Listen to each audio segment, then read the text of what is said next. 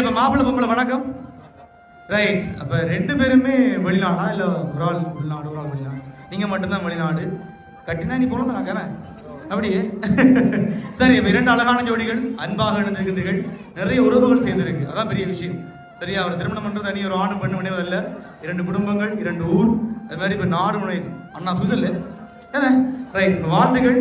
அப்போ உங்களுடைய இந்த என்கேஜ்மெண்ட் நாங்கள் அப்புறம் எல்லாம் முடிஞ்சு 16 செல்வங்கள் பெற்று பெருவாழ்வு வாழ வாழ்த்துறோம். சரியா, நாங்கள் டிஎன்டி சர்ப்ரைஸ் டெலிவரி.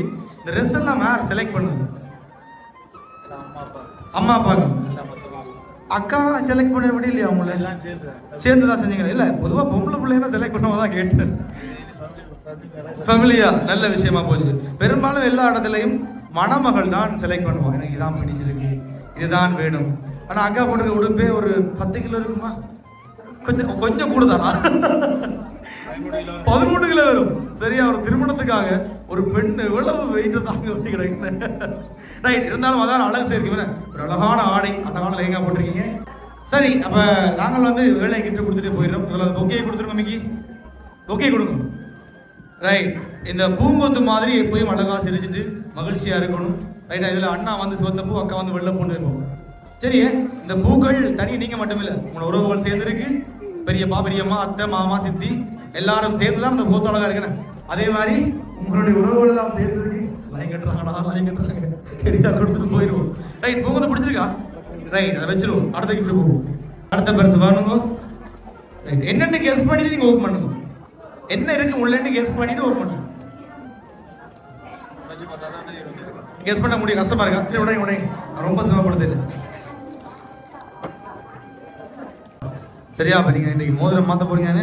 மோதிரம் மாத்திர மாதிரி டிஎம் போடப்பட்டு உங்களுடைய 2 பேருடைய கையும் வைக்கப்பட்டிருக்கு. சரியா, கொஞ்சம் சின்னதாக தான் இருக்கும், அது மாதிரி செஞ்சிருக்கு. ரைட். பிடிச்சிருக்கா? Right, super. அடுத்த கிஃப்ட் போயிருக்கும்.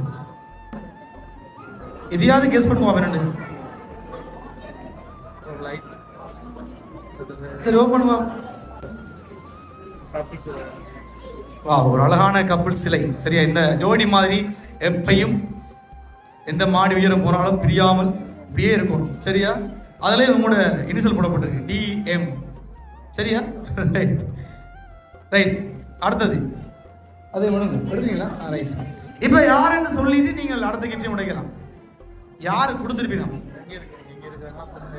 வந்தது வெளியே தான் வந்துச்சு, ரொம்ப மிஸ் பண்றாங்களா அந்த கல்யாணம் தான் இல்லைன்னு. உங்களை நிறைய மனசார வாழ்த்து சொன்னேன்.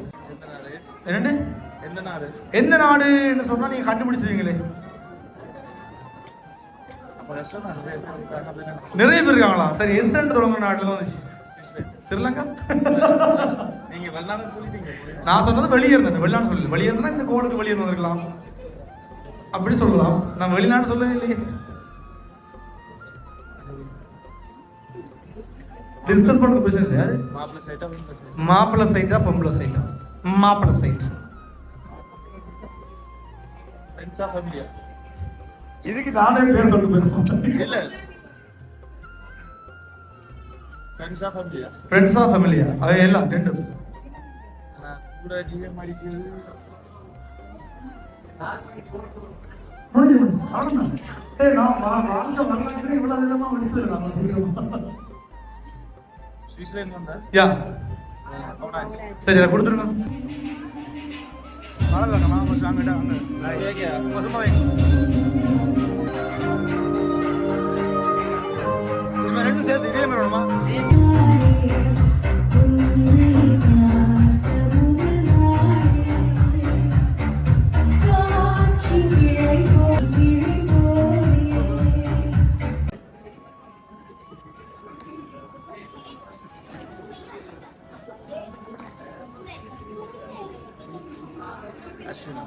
யார் கொடுத்ததப்ப?